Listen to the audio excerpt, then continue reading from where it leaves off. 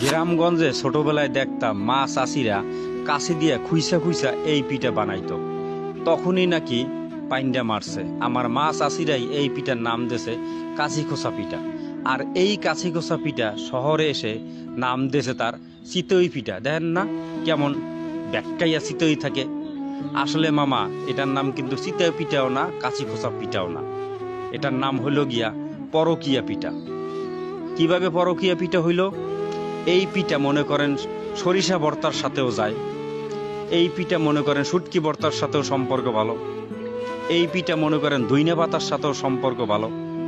এই পিঠা মনে করেন যে কাঁচামরিচের ভর্তার সাথেও সম্পর্ক ভালো। আপনি এই পিঠাকে তাহলে কি নাম দেবেন? অবশ্যই এই পিঠার নাম পরকিয়া পিঠা হতে পারে। আপনি দুধকে বাদ দেবেন কেন? এই পিঠা দুধের সাথেও সম্পর্ক ভালো। এই পিঠা বানাইয়া রাত্রে মানুষ দুধের ভিতরে ভিজাইয়া সকালবেলা চামিচ দিয়ে কাইটা কাইটা কাইটা কাইটা খায়। তাহলে আপনি এই পিঠাকে কি পিঠা বলবেন? অবশ্যই এই পিঠার নাম পরকিয়া পিঠা।